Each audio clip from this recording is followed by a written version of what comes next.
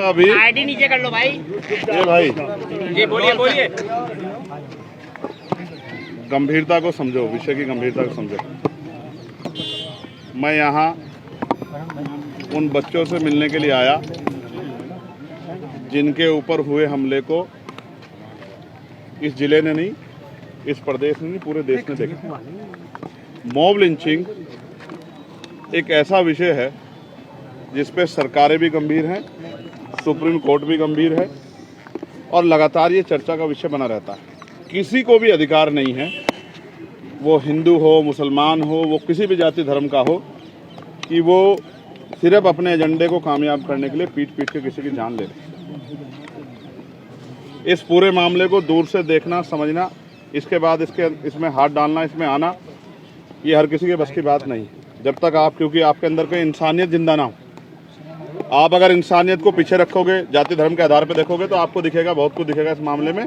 लेकिन अगर आप गंभीरता से इंसान बन के देखोगे तो आपको पता रहेगा जिन बच्चों के साथ ये मारपीट हुई है वो चारों,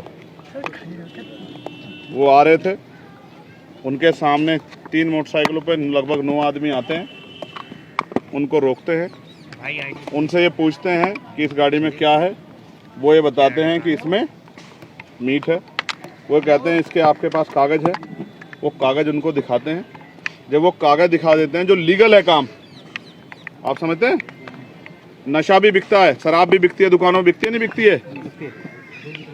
जो लीगल है काम, जो इसका जिसके पैमाने सरकार ने बनाया, उसको कोई नहीं रोक सकता है।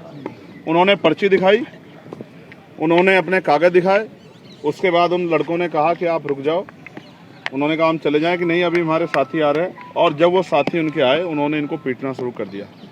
जिस तरह जानवरों को मारते उस तरह मारा। मैंने सर देखे, एक एक को 50-50 से ज़्यादा टाके आए हुए हैं। शरीर का कोई हिस्सा ऐसा नहीं है जिस पर जख्म ना हो। कानों से आवाज़ नहीं आ रही है, सर में ब्लड जम गया है, ब्लीडिंग हुई है, माइंड में हड्डियाँ टूटी हैं, एक्सरे इस बात का गवाह है। ये सब चीज़ें होने के बाद अपनी जान बचाने के लिए, अगर कोई आदमी अपराध करता है तो अपनी जान बचाने के लिए कोई तो रास्ता इख्तियार करता है। भाई पुलिस जांच करे, जांच करे, दूध का दूध पानी का पानी करे। जांच नहीं की, कुछ नहीं की।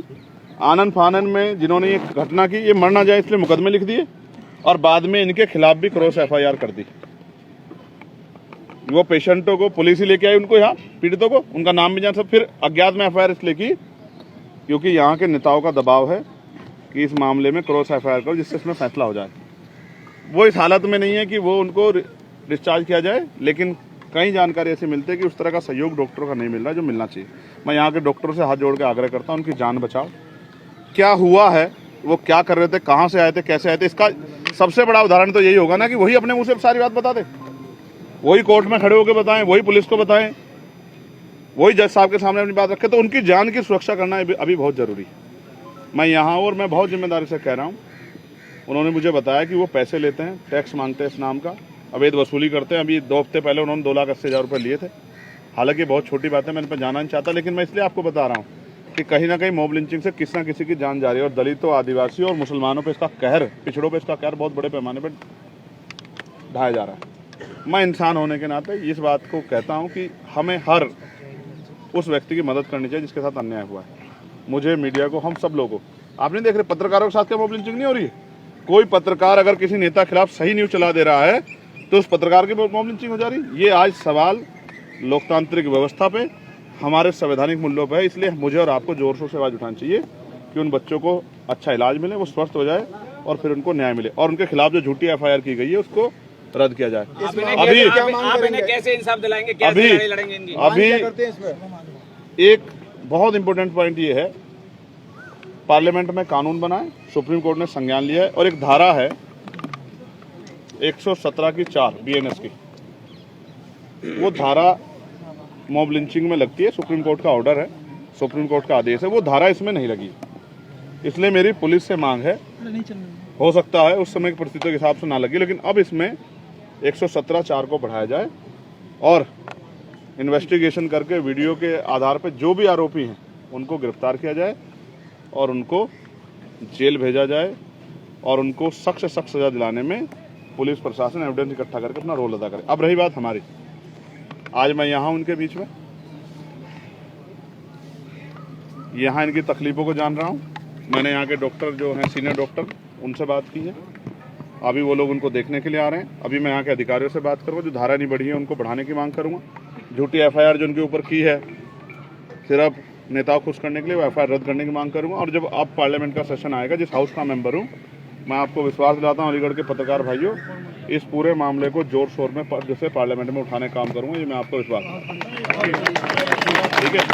और ये मैं इनकी ताली सुनने के लिए नहीं कर रहा हूँ, ये मैं इंसान होने के नाते कर रहा हूँ, क्योंकि आज ये इनके साथ है, कल मेरे साथ भी हो सकता है, कल किसी और गरीब के साथ हो सकता है। सबसे बड़ा धर्म इंसानियत है। अगर कोई गैर कानूनी काम करता है उसको पुलिस सजा दे, उसको कोर्ट सजा दे, लेकिन अगर भीड़ को आप ये छूट दोगे तो भीड़ कल किसको कुचल देगी, इसकी जिम्मेदारी आप लोग नहीं उठा सकते। परमानेंट सॉल्यूशन क्या मॉब लिंचिंग का? परमानेंट सॉल्यूशन ये है कि कोर्ट इस पे सख्त, जितनी मॉब लिंचिंग हुई है उन पे सख्त कार्रवाई करे और पुलिस निष्पक्ष कार्रवाई करे, सत्ता के हिसाब से कार्रवाई नहीं करे।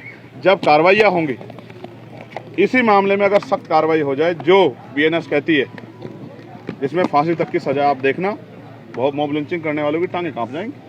पुलिस से कार्रवाई की मांग कर रहे हैं, जबकि घायलों का आरोप है कि पुलिस मौजूद थी और उनके साथ मारपीट हो रही थी। देखो भाई, पुलिस सरकार की होती है, स्टेट पुलिस है, स्टेट के अधीन है, एडमिनिस्ट्रेशन स्टेट के अधीन है। मजबूरी में अच्छा काम भी करना चाहते हैं, नहीं ज़्यादा अच्छा करने की कोशिश करेंगे तो यहाँ से हटा के भगा दिए जाएंगे, कहीं और सस्पेंड ट्रांसफर कर जाएगा, पोस्टिंग कर दी जाएगी, सस्पेंड कर दिए जाएंगे। हम तो अपनी आंखों के सामने देख रहे हैं। ऐसा नहीं कि पुलिसकर्मी सारे बुरे हैं, कुछ पुलिसकर्मी ऐसे हो सकते हैं जो जाति धर्म के आधार पर कार्य करते हैं, लेकिन सब पुलिसकर्मी बुरे नहीं है। मैं पुलिसकर्मियों का सबसे बड़ा समर्थक हूँ, उनके लिए पार्लियामेंट में मांग उठाता हूँ, इनकी छुट्टी करो, सब